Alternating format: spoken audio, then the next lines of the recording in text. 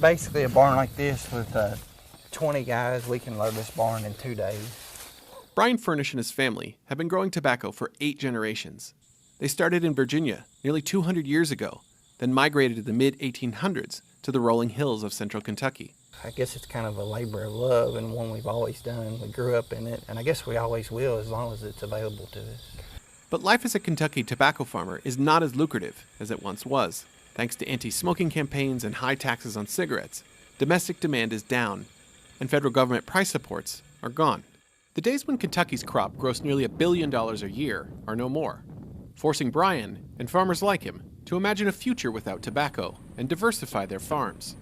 His move to cattle paid off with rising beef prices, but Brian's most recent bet is cannabis sativa, also known as hemp. But there is a catch. To the federal government, hemp is just as illegal as marijuana. Kentucky Agricultural Commissioner James Comer is determined to change that. There's no reason why industrial hemp should have been outlawed in the United States or in Kentucky. Both marijuana and hemp are cannabis plants, and to the naked eye, they look and smell the same. The main difference comes down to the amount of tetrahydrocannabinol, commonly referred to as THC, the psychoactive chemical in the cannabis plant. Hemp has a THC level below 0.3%, essentially making it impossible to get high on the plant, whereas marijuana's THC levels are above 0.3%. Potency levels generally vary between 1% and 20%. It's a crop that today we make a lot of products from plastic and wood. Tomorrow, those products will be made from industrial hemp. The problem is that when people thought of hemp, they thought of marijuana. In order to move forward, Comer and other leaders have tried to change the misperceptions, and this was a hard sell. Kentucky's state police commissioner wasn't convinced. He declined our request for an interview, but has voiced his skepticism on the local PBS program, Kentucky Tonight. The main number one concern that law enforcement has is that it is impossible for us with aerial surveillance, which is how we cut most of our marijuana, 441,000 plants last year on the governor's marijuana strike task force. You cannot distinguish that from the air or even on the ground when you're in the field to the naked eye. But the big issue that we have is what is to prevent an unscrupulous farmer, maybe with or without his knowledge, from someone going in and planting 10, 15, 20 marijuana plants in the center of this 1 acre, 10 acre tract. The appeal of hemp is based on the productivity and diverse usage of the plant. The fiber can be used in rope, clothing, building materials, even car dashboards. Whole Foods sells a variety of products derived from hemp seeds, from hemp granola bars to hemp milk. And The Body Shop offers everything from hemp hand cream to hemp on a rope soap. But all of the hemp fiber, seeds, or oils in these products comes from hemp grown outside the United States, to the tune of about $500 million a year. After Comer took office in 2012, he pushed the state legislature to pass a law that set the basic framework for a Kentucky hemp industry. But getting hemp seeds in the ground required the federal government.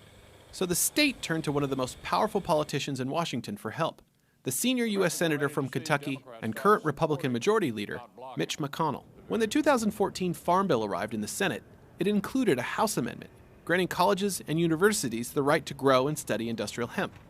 In the Senate version of the bill, Senator McConnell inserted a key measure extending the rights to state agriculture departments, clearing the way for states to license individual farmers to grow hemp.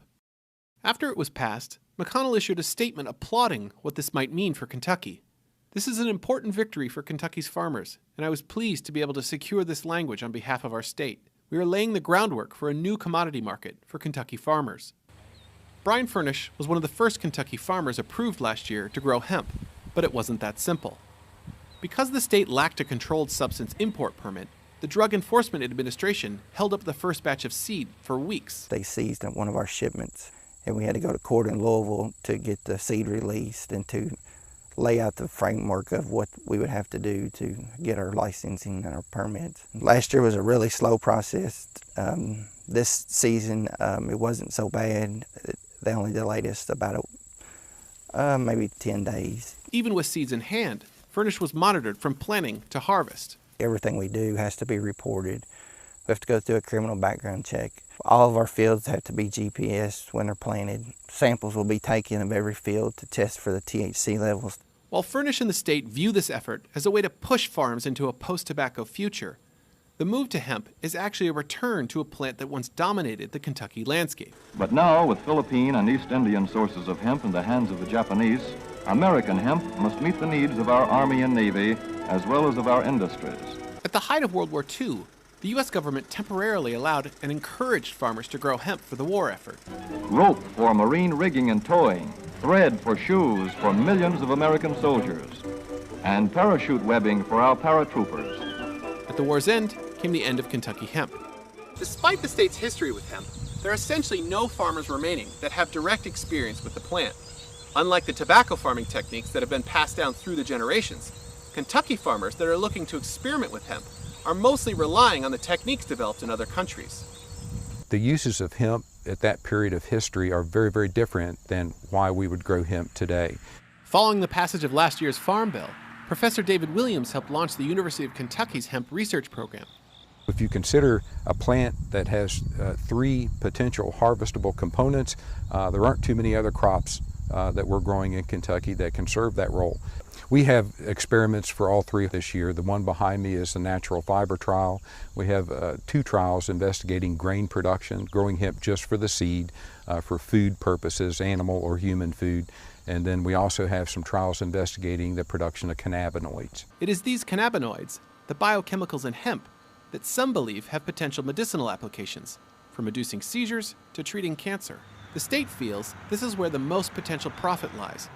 But James Comer says this is where they are facing another challenge from a federal agency, the Food and Drug Administration. Some of our most profitable pilot projects now are focused on the Cannabidiol oil from a pharmaceutical standpoint. If you look at what their projected profit margin will be per acre, it's going to be significantly greater than tobacco ever was. But any medicinal application would require the approval of the FDA, the agency responsible for the regulation of medication and dietary supplements. In an excerpt from a statement to the NewsHour, the FDA said, "It is important and appropriate to use the same scientific standards in the development and assessment of potential therapeutic uses of cannabinoid as with any unapproved drug that the agency reviews." With all new industries, there's an element of risk. Trey Riddle hopes to cash in on hemp. He relocated his materials company, Sunstrand, from Montana to Louisville. My company right now is prepared to chart a path into the unknown and invest time, money, resources into developing capabilities to take the material to the next step. We do feel that there is a large market potential for hemp and are willing to make those investments. What if there's a change in policy and they basically say, okay, no more hemp? I'm not too worried about that myself. I don't really see the laws going backwards. I think it would be a hard sell because we are making a lot of progress. Particularly thinking about your own trajectory. You know, Brian Furnish, whose farm we visited, he has 100 acres. I mean, if you're talking about scaling up, you're going to need a lot more hemp. That's right. I mean, we expect to need 5,000 acres of hemp in the not so distant future for just a portion of what we think is a major industry. A potential major industry for Kentucky, and a dozen or so other states looking at alternatives to tobacco. But even with the current framework in place, it's an industry that will require a bit more than investment and development to move forward in the way some are hoping. Once they have confidence that the federal government is going to leave them alone, there's going to be a huge investment made all over the state. And I can see the interest from Wall Street. I can see the interest from hedge funds and investors all across the United States that want to come to Kentucky and get in on the ground floor of an industry that they know 10 years down the road is going to be huge. The Drug Enforcement Administration tells the NewsHour it has, quote, taken numerous steps to ensure that the industrial hemp provisions of last year's Farm Bill are carried out. In addition to Kentucky, the DEA says it has granted several dozen permits to grow hemp in 8 other states.